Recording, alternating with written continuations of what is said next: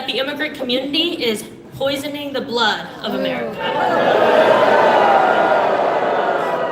And every single day, proud daughter, niece, grandchild to immigrants, because they are the hardest working Americans I have ever known. My family and families like ours are advancing the economy as small business owners and making valuable contributions to our culture and society every single day. That's right. That is why I am here doing all that I can to ensure that he never makes his way back to the White House.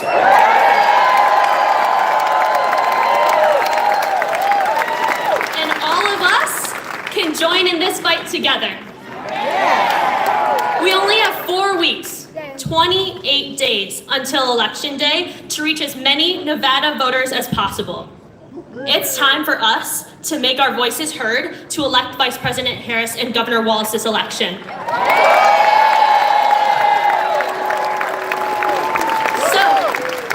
are you ready to knock on doors? Are you ready to make phone calls and talk with your neighbors? When you're ready, one of my team members is going to have a clipboard, some sheets where you can sign up to volunteer and help us talk to these voters.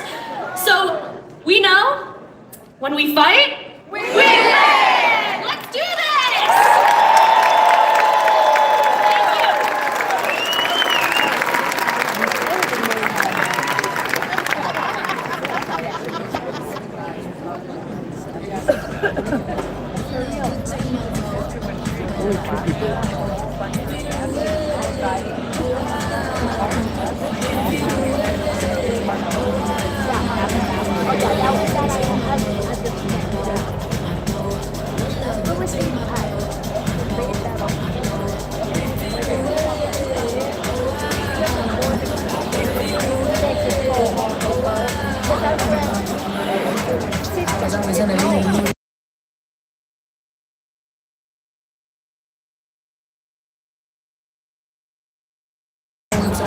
I'm gonna mute the music here so I don't get a copyright strike. So until the music's turned off, I gotta mute y'all.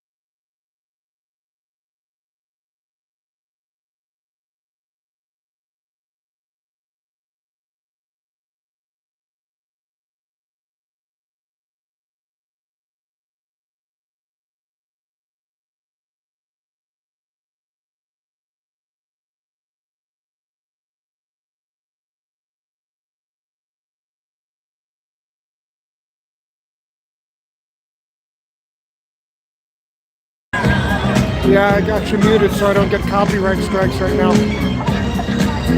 So once I get somebody out here talking and they turn this music off, then I'll put the audio back on.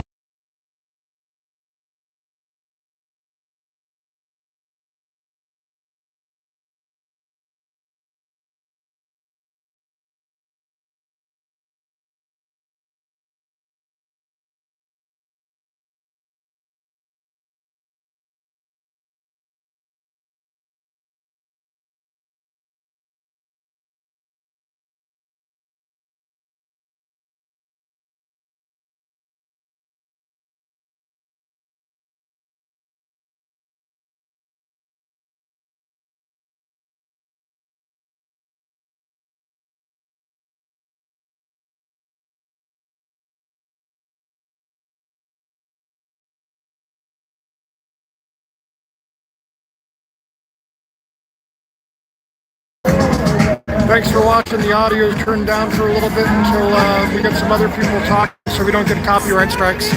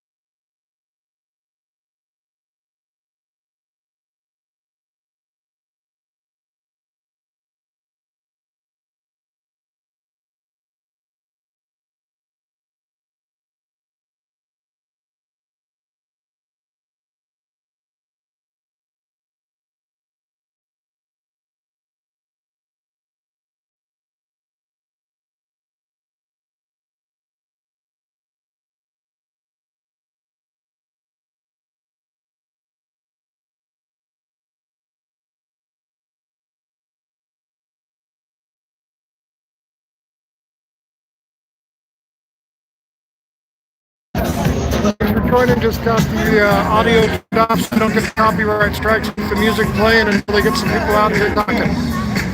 Keep watching to see what happens.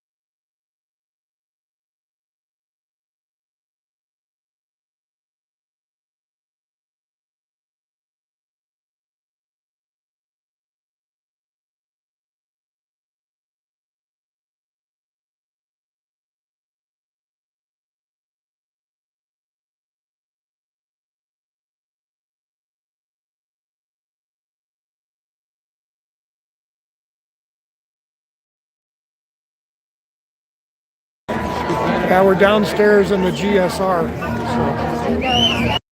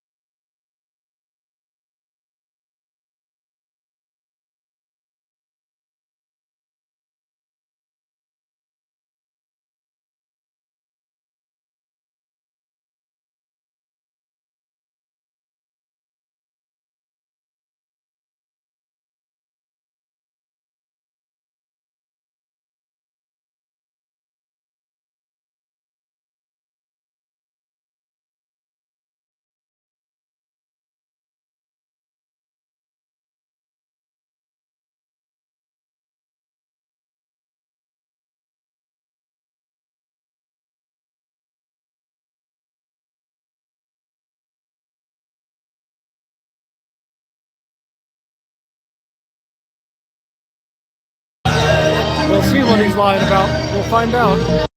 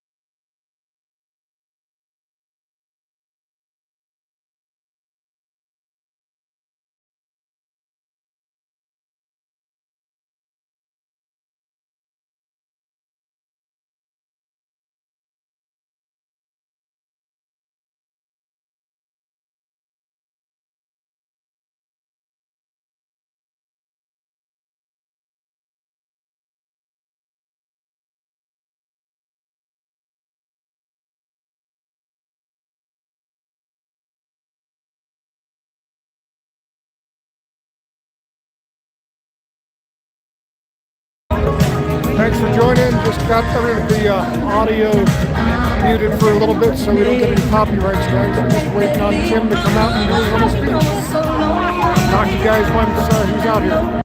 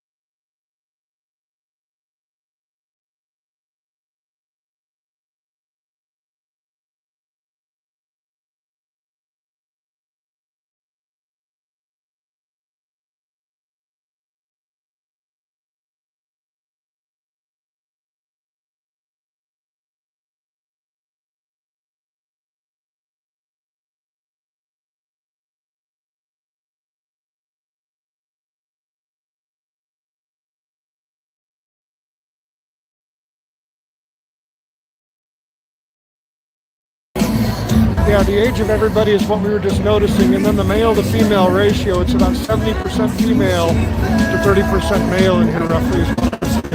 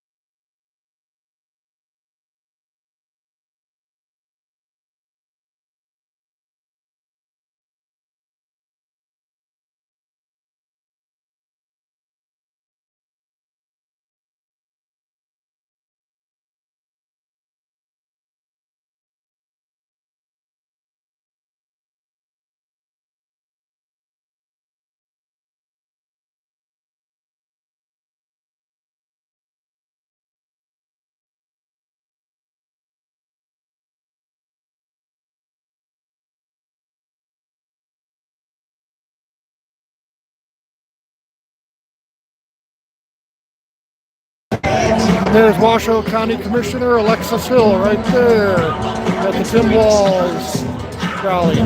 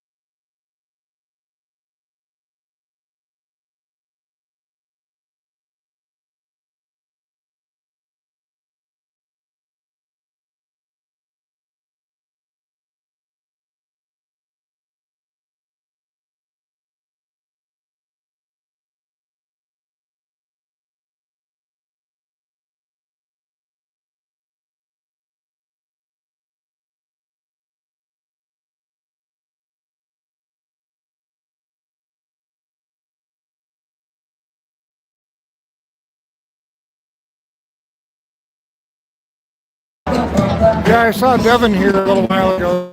Yeah, Devin Reese here. A couple other people too. Got to put the body back off.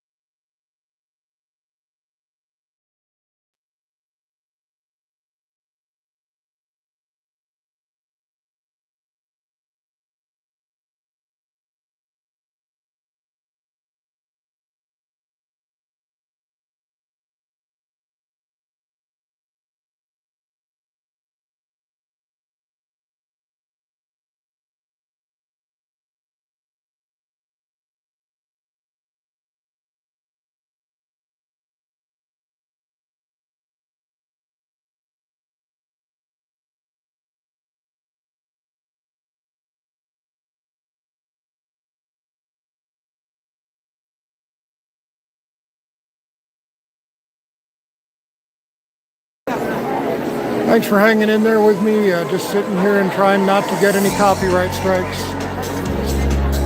So as soon as Tim Walz comes out, I'll put the audio back on.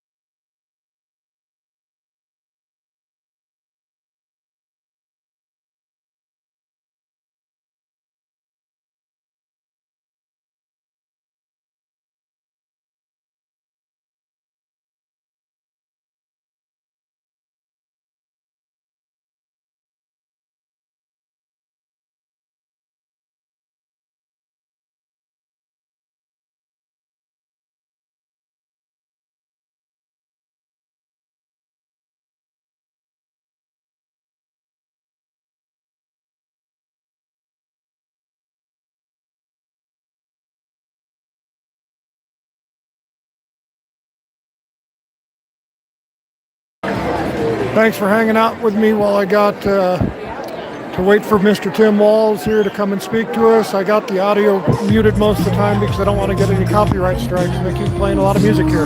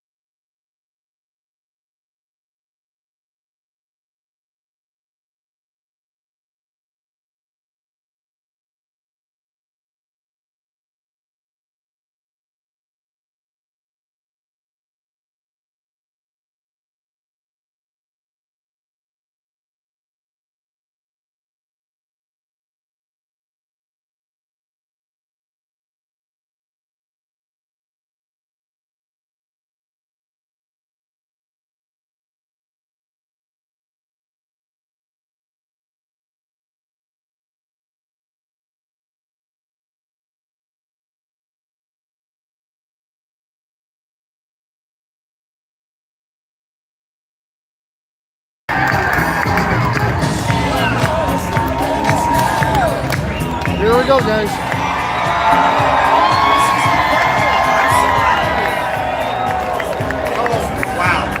Wow. What? Hello, Nevada.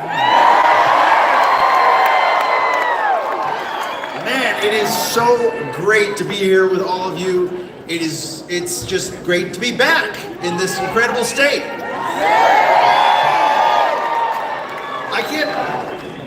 I love it. There's people behind me. I love it. I have to talk. I'm going to be rotating the whole time like a lazy Susan. I've been here before a lot. I love Nevada. I had a very memorable trip here a bunch of years ago. 4 buddies on a road trip. We picked up a baby along the way. A tiger was in the bathroom. And of course a chicken. There was a chicken. I don't know why there was a chicken. The Hangover's been out for 15 years. People still ask me about the chicken. I have no idea why there was a chicken. But I'm here today for the same reason that you are. For the same reason that Kamala Harris and Tim Walz are running in this election. We love our country, and we believe in the promise of this big, beautiful, diverse nation of ours.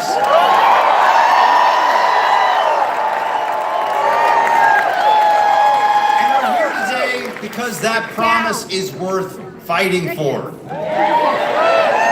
Now, I was joking about the Hangover a minute ago, but in all seriousness, I've actually learned a lot of valuable lessons from my various roles in show business. The Hangover, for example, taught me that waking up to chaos is never good. And that's something we all had to kind of get used to back around 2016 to 2020. You remember that? Just chaos all the time, day after day. And I, for one, sure as hell don't want to go back to that. Amen.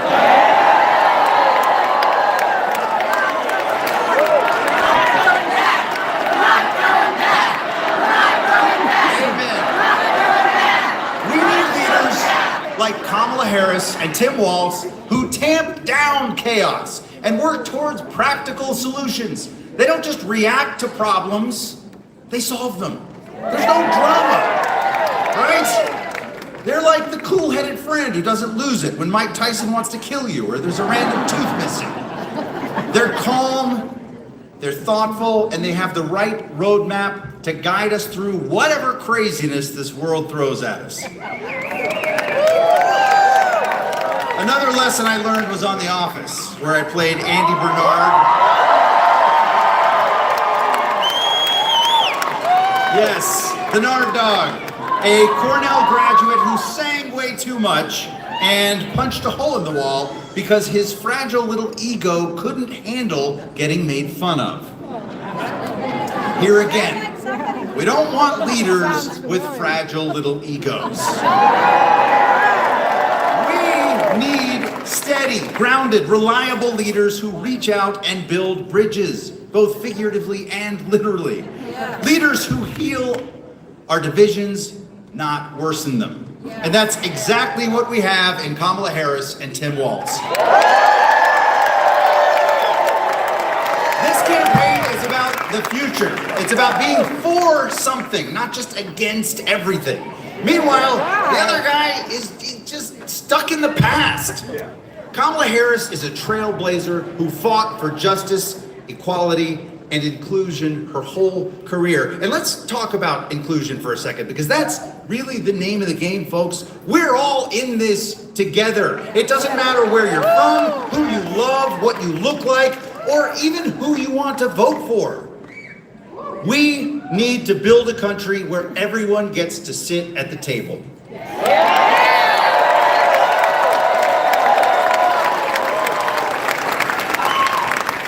Right now, we're less than a month out from Election Day. In the words of a certain plain-talking, straight-shooting high school football coach, that's nothing.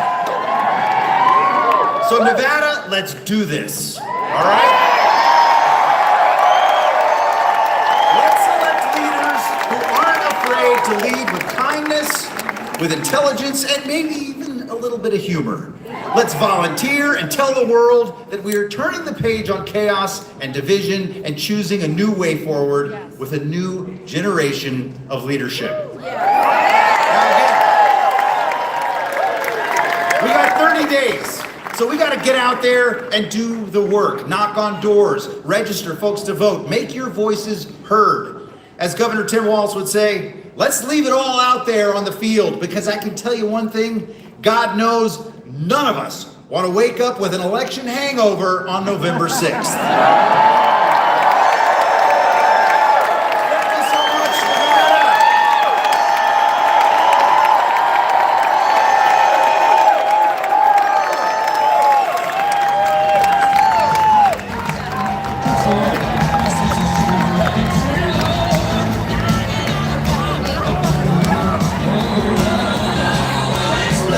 Okay, got to turn the audio back off so I don't get a strike on this again.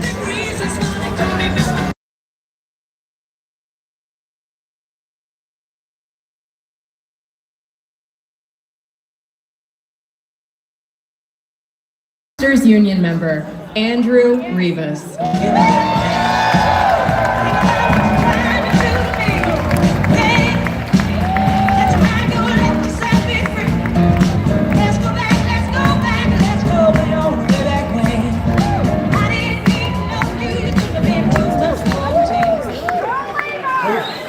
Hello, Nevada. A good friend of mine once told me there is no such thing as a bad short speech, so I'm gonna do my best. Oh no. Everybody can hear me. So, my name is Andrew Rivas. I've been a driver at UPS for 11 years. I am a second generation Teamster with Teamsters Local 533 here in Reno. I am also the executive vice president for the National Teamsters LGBTQ+ Caucus, which I am very pleased to say voted last week unanimously to endorse Harris Walz for 2024. Because we believe in fighting for equality, dignity, and respect in the workplace. During my years as a Teamster and a union activist, one thing has been made very clear to me. Unions build strong communities. Our union workers are building roads, bridges, schools, and hospitals. We deliver goods across the country to your grocery stores and your front step. Unions build not only strong local economies, but a strong national economy. Vice President Harris and Governor Walz both know that the middle-class workers like us form the backbone of our society, and they respect a worker's right to organize.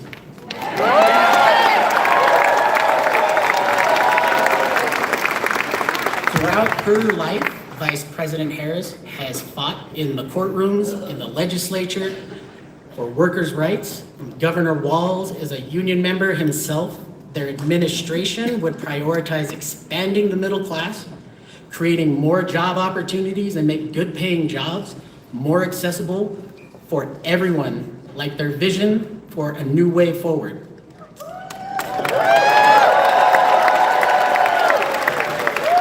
Vice President Harris and Governor Walz will eliminate the barriers for workers who don't have a degree from holding federal jobs that they can succeed in and support their families with a livable wage. I can tell you, I know personally how transformative this can be. I attended community college and ended up joining the workforce without a degree after the crash of the housing market in 2008, and I haven't gone back. For me, I'm lucky. I have a union job. For many of my friends, they work 2 and 3 jobs a day. No benefits, no overtime, no plan for the future. They're just trying to stay afloat. Vice President Harris helped pass the largest infrastructure package in our lifetime, creating more opportunities for the building trades and investing $750 million back into our apprenticeship programs.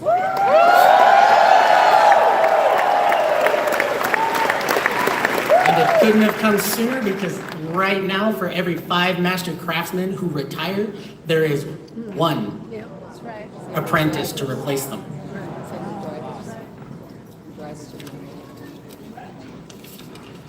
On the other hand, Donald Trump and the MAGA movement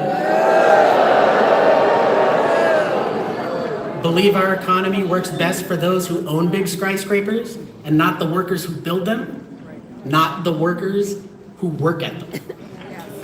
Whether it's his tax plan that disproportionately gave more tax breaks to millionaires, billionaires, and big corporations, or his new agenda that would raise taxes on Nevada's middle-class families by an extra $4,000 a year, it is clear he wants the middle class in Nevada that he left behind to make up the difference. Donald Trump's Project 2025 agenda also threatens not just my rights as an LGBTQ American, but millions more, including our right to have a family, to have a home, or to even have a job.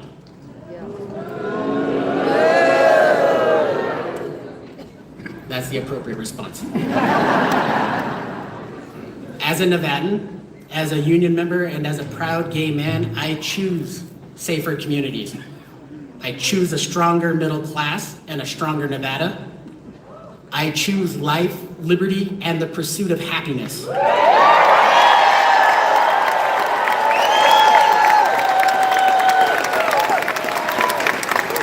I choose equality and opportunity.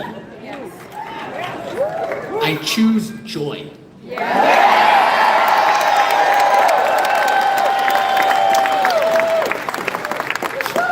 When I cast my ballot, I choose to step forward with Vice President Kamala Harris and Governor Tim Walz because we are not going back.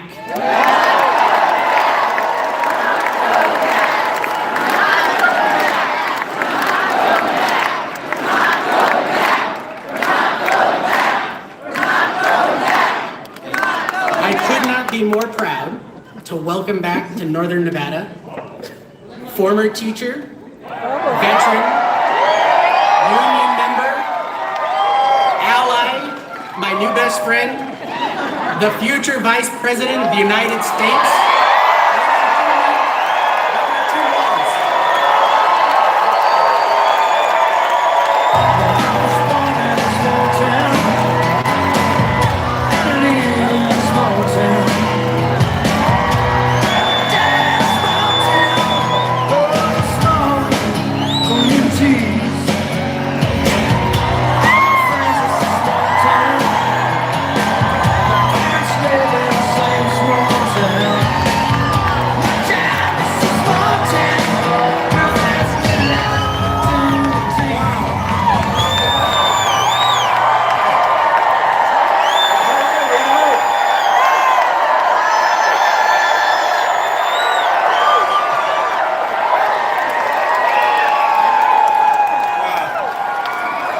Well, it's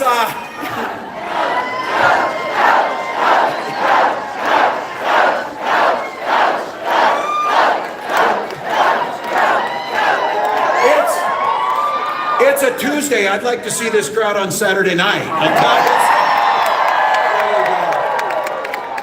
First of all, thanks to Ed Helms. Can we give him another round of applause? He could be doing anything else, but he came here because he loves this country, and so I'm grateful for that. Special thank you to Andrew. Our union members across this state and across this country know that unions built the middle class and unions built America. And I just have to tell you, there's so many great things here, but I have to tell you, for Americans across the country, you need to send Jackie Rosen back to the Senate.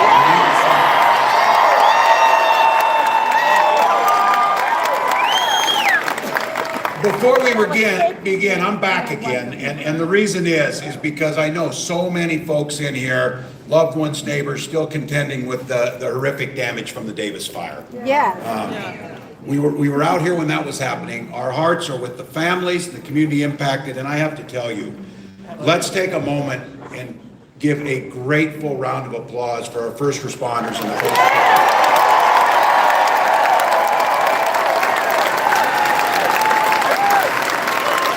I was up visiting them last month, and just to see the courage, and this is what Americans do at a time like this. We gather together. And look, all of you, truly, so many things you could do. You came early, you got in line, you're waiting. We know why you're here. You're gathering with community, you're gathering with folks who know. You drove from Carson City, you did all the things necessary.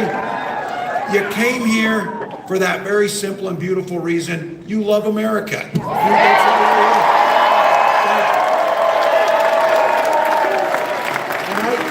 I gotta say, you probably figured this out about me. I kind of talk the way I see it, and I'm a little bit old school, but I'll have to tell you, like all of you, the deep respect for this country, what we have. Call me old-fashioned, but a president's character and words should matter.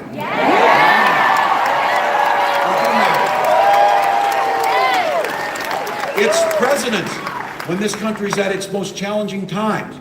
At the heart of the Great Depression, that first inaugural address, President Franklin Roosevelt, as he saw Americans scared, struggling, wondering what was next, made those famous words that we all heard when we were in school and knew that that's what America was about. All we have to fear is fear itself. And we bucked up, and folks helped their neighbors. Then we saw communism spreading across the globe, suppressing freedoms, crushing democracies, and it was growing. And Ronald Reagan stood up and said, "Mr. Gorbachev, tear down that wall." That's what we do. And in the most consequential presidential election of our lifetime, in the only presidential debate between Kamala Harris and Donald Trump stood up and said, "They're eating cats, they're eating dogs."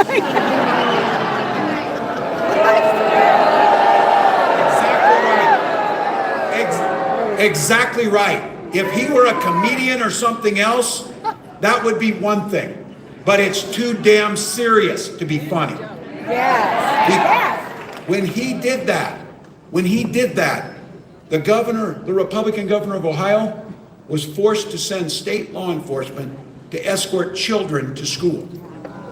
And none of it was true. Donald Trump also said, instead of being like Ronald Reagan and standing up to the Russians and their expansion, Donald Trump told the Russians, "Do whatever the hell you want," to one of our allies as they rolled into the Ukraine. And just today, we learned a little bit more about what he said. Oh yeah. There's news reporting that Donald Trump has had as many as 7 private phone calls with Vladimir Putin.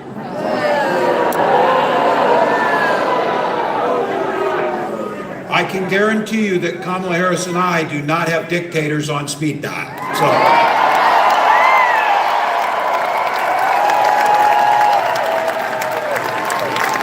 look, it's pretty simple. You get it. Our allies don't trust him. The people who work with him know how dangerous he is. And people like Putin flatter Trump, and Trump looks up to him. Because what we know is they can walk all over him. He's easily played. Flattery will get you everywhere with Donald Trump. Look, his own national security advisor warned us he is easily manipulated by people like Putin. Yes. But again, it's probably a pretty simple reason. Donald Trump's looking out for Donald Trump. That's what he does. Now, the one that I have to tell you as a governor, and for many of you here, this one makes my blood boil. When we were struggling because of Donald Trump's incompetency during the COVID pandemic, we were trying to get whatever materials we could, COVID testing, whatever we could get. It turns out now that Donald Trump was sending COVID machines to Vladimir Putin that we couldn't get in our states.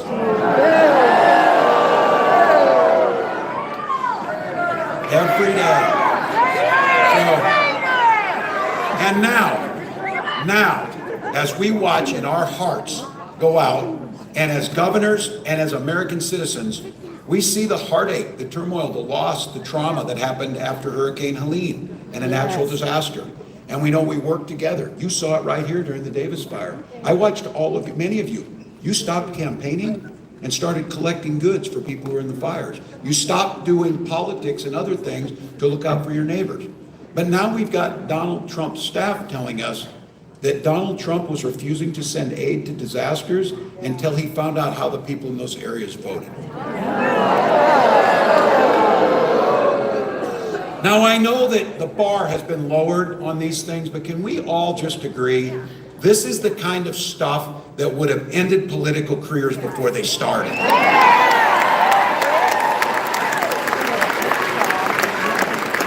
Donald Trump is a risk to our national security and can't get anywhere near the White House.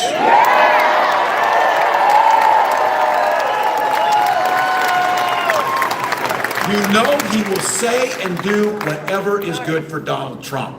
But here's the thing. That's not Kamala Harris. Kamala Harris will stand up to thugs like Vladimir Putin, and she's made it clear. And here's why, and I love this. From her first day as a prosecutor, all the way up to being vice president, she walked in the courtroom the first time, and she said she uttered 5 words in that courtroom. Kamala Harris, for the people. Kamala Harris.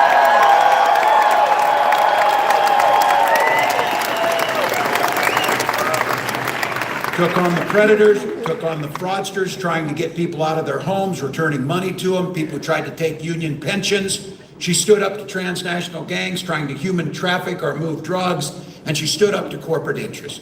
And this is the thing that we're all hungry for. She never hesitated to reach across the aisle and work together to solve problems. That's what we're looking for. That's what we're looking for. Now, I'm proud to be her running mate. And she oftentimes says this: where could a kid from Oakland in a middle-class family run with a kid who grew up around the farms of rural Nebraska? When we talk small towns, there's something we do. We try and out-small town each other.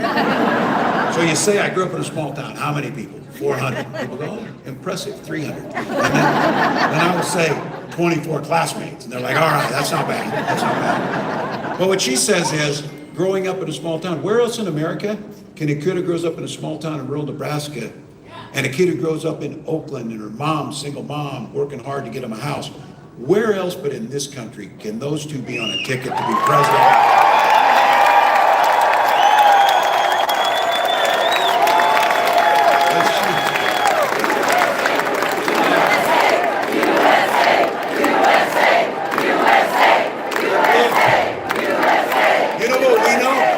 To divide us. What Kamala knows, whether it's Oakland or whether it's Butte, Nebraska, what we learned around those type of people, we didn't grow up in the same place, but she says we grew up around the same people. People who knew you took care of your neighbors. You looked out for the common good. Those are the values that we grew up with. Those are the things that motivated us to run for public office. The same thing that motivated Kamala Harris to run for those offices that she did. And look, how nice will it be to have those values in the White House of the United States?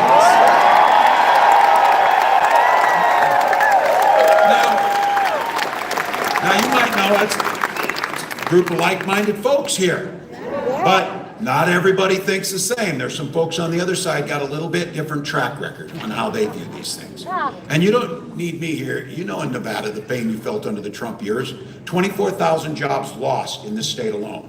Now, he may tell a different story, but he's not telling the truth.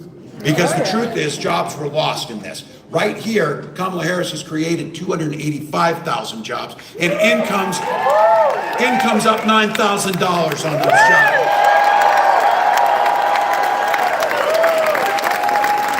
Companies have announced over $10 billion in private sector investments in this state through clean energy projects like solar and battery manufacturing. Right here.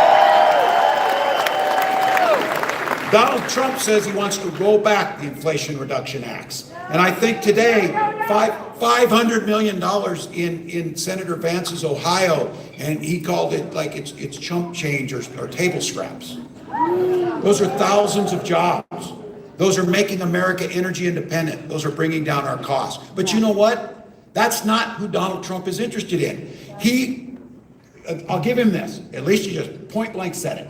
He invited his rich buddies down to Mar-a-Lago. They're sitting there, and he's giving a speech, and he said, look at all of you. You're rich as hell, and I'm going to give you a tax cut. He kept his word. Kept his word. And every single year in his budgets, he proposed cutting Social Security. No. And now, you heard it last week, no matter what he says, trying to tell you now that he's responsible for the Affordable Care Act that protects you. The only reason we still have it was because John McCain stood up and said no.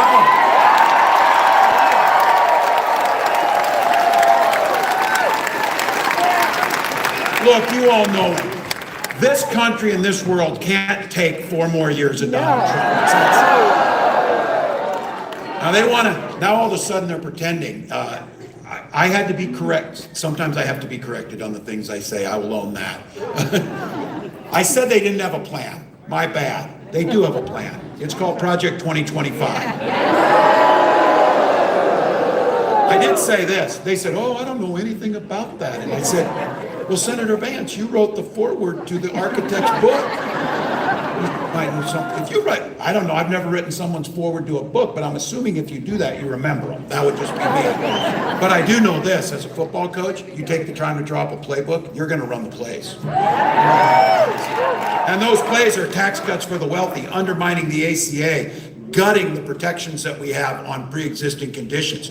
But Kamala Harris gets it, and she gets it because she grew up middle class like so many of us. She understood.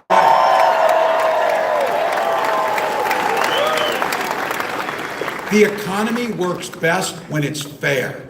We have a saying in Minnesota, pretty simple one, I bet you have it here too. We all do better when we all do better. That one's not that hard. She laid out a plan, not a concept of a plan, a real plan.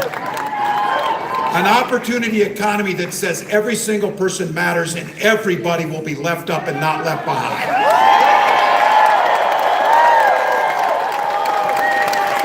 A child tax credit, so in a child's first year of life, that family will have the ability to buy that crib, buy that car seat, make sure that they can tackle skyrocketing costs around childcare.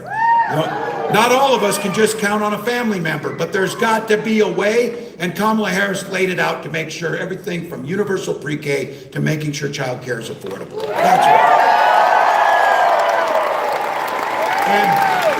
And I don't know, I know you're busy people, you don't have time, but the vice president was on this morning and laid out a plan for something so many of us know is absolutely critical to give families peace of mind. How do we care for our loved ones? How do we care for our loved ones when they're getting older and need the care they have? And what Kamala Harris proposed was having Medicare for the very first time expand to cover home care.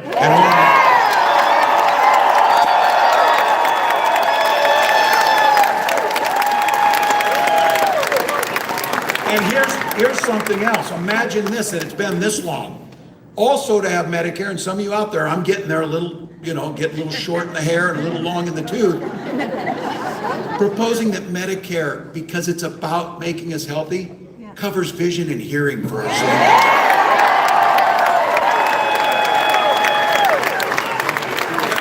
You got to ask how she's going to pay for it. She's already got the plan. For the first time in history, she negotiated with Big Pharma to make sure that we can now negotiate for Medicare drugs. The savings we make from that can pay for our senior care and expand.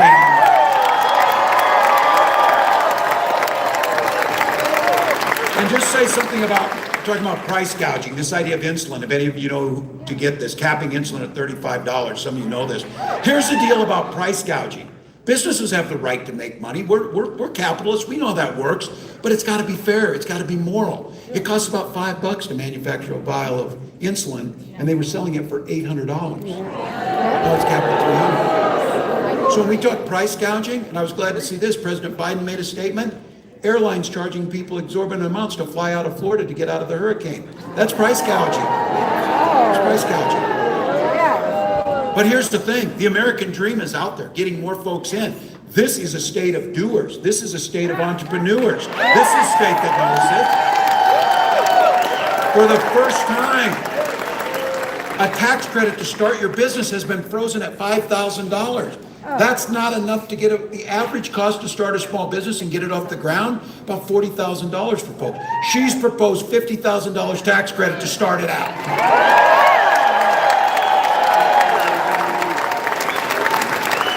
And I know this one for all of you. And you got to hear a little bit of it. And I'm baffled by some of this. Last week, I had a little conversation with Senator Vance, and it was about housing. It was about housing. And the solution is, well, we should just build on federal lands. So, and I said there's no federal lands around Minneapolis, so what are you going to do? But the point is, the housing issue's real. This is something for many of us, when you bought that first house, that's everything. And it's everything because it's your biggest investment, it's generational wealth, but it's much more than that. It's the safety for your family. It's the place you gather for holidays. It's the place you bring your kids home from the hospital the first time in that house. For these guys, they don't ever want to mention the other side of this. The other side of it is you got folks buying up houses to sell them as commodities, just like they buy stocks and bonds. Prices in this county have increased 50% since 2017. You know it. Big Wall Street firms. I had to look, hedge fund manager, venture capitalists. That's not the job most of us do. Those are the facts of the folks buying up. There was a case here. One company buying 260 homes in a single day. That's to make profit. Look, everybody has the right to sell their home, but you have a right to work on a market that works. And those moments in your life that make a difference. That's why Kamala Harris has a plan, build 3 million new homes and have a $25,000 down payment assistance for folks.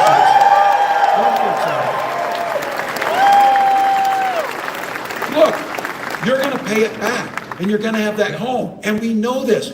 When people have homes and stability, and they have jobs, and their kids get off to school with food in their belly, everybody does better. Everybody does better. So look, what you know is, Kamala Harris and I get this. The idea that we're fighting for, she comes out to that beautiful song, Freedom, coming out, Freedom. Well, it's more than that. It's the freedom for you to live the life you want to live. That's what it's about.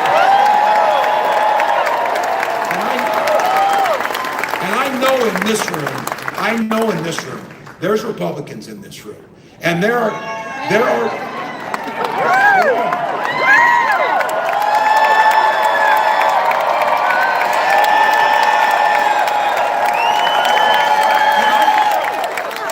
I say this because those of us remember, the Republican Party in this country has contributed much to this nation. They have been there. Look, we don't always agree on some of this, but I will guarantee you, when the old Republicans talk about freedom, they meant it. They meant it. Now these guys, Donald Trump, turns out when he's talking about freedom, that government should be free to be in your doctor's office. To be in that school library, or to be pretty obsessed about being in your bedroom. I would argue the party of Ronald Reagan would want government out of all of those things. Now look, Donald Trump is out there telling folks fair return to power. Don't worry about your reproductive freedoms. I got it. He told all the women here, he told you he would be your protector.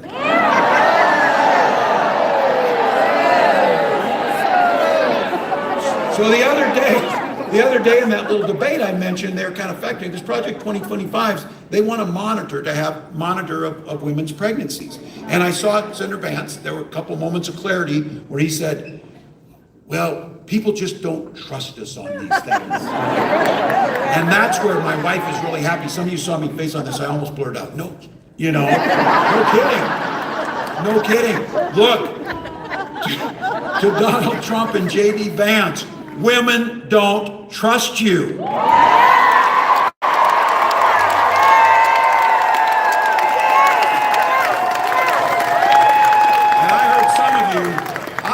know this is a Nevada golden rule. The very simple thing on so many of these things that make the world go round is just mind your own damn business and things will happen.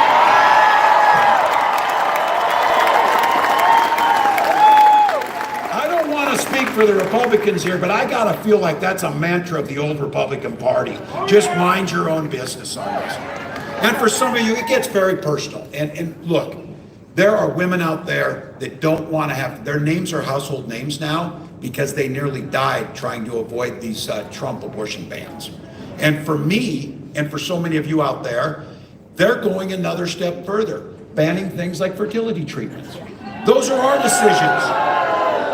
Those are our decisions to make. Whatever family you want to have, or no family, or whatever that family looks like, that's your decision, not government's decision.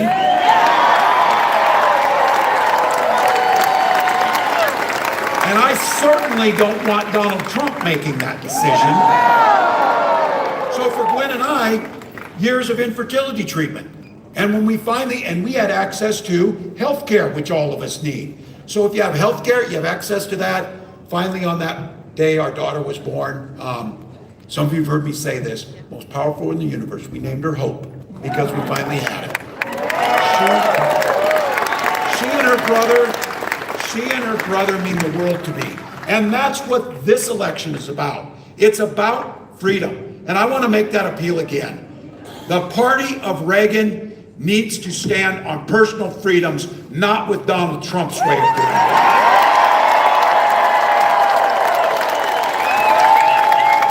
When Kamala Harris talks about freedom, she means your freedom to make your own choices about health care, about your family, about the books you read, about the life you want to live. And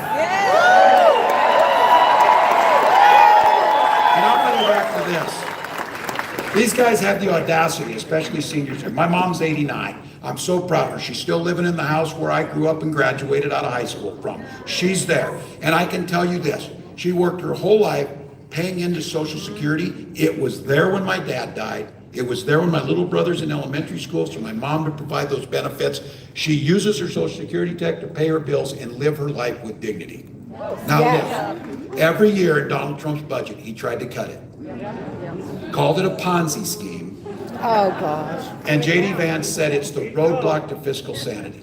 But I'll say this, from where they're standing, that might actually make sense, because my feeling is, I don't know, I've never been a billionaire. So if you are one, my guess is you don't give one damn if your Social Security check comes or not. Exactly. But if you're my mom, it's pretty damn important. You bet. So look,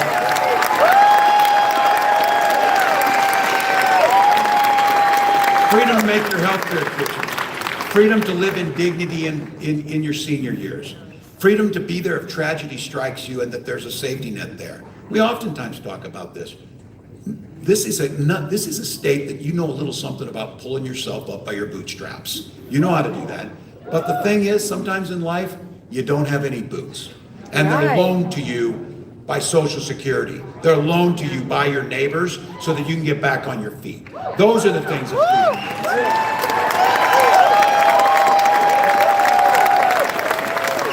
And I gotta tell you, this one for all of you, for all of us, this piece of freedom is the one that we should hold most dear. The freedom to send our little ones in their best clothes to school without being shot dead in their classroom.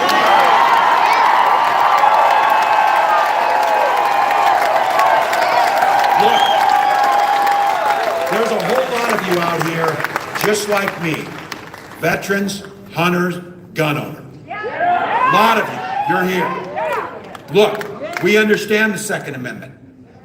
We understand what that is. But we also understand this is not a discussion about the Second Amendment. We can do common sense things to withhold our first responsibility, the protection of our children. So,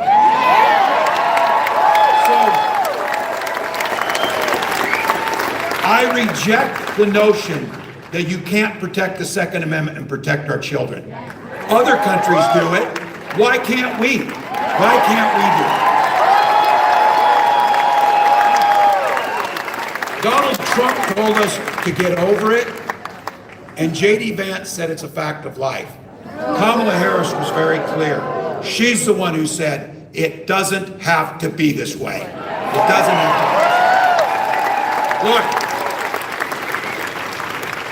I know I'm preaching to the choir. Yeah. You get it. But I also want to tell you, our recital's in 28 days, choir.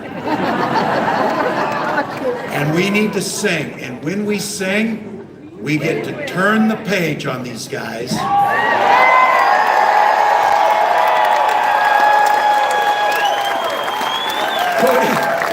Put in a new generation of leadership with a new way forward.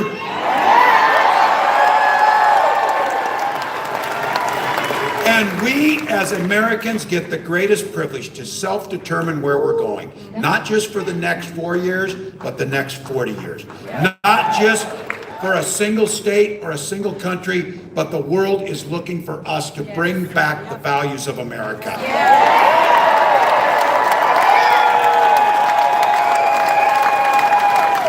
So you've heard me say it. It's all gas, no brakes for 28 days.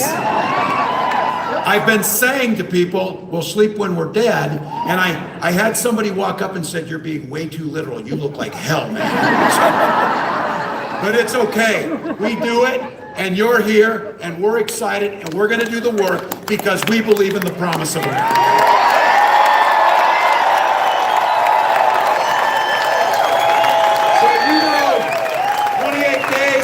The Vice President said it. When we fight, we win. When we fight, we win. When we vote, we win.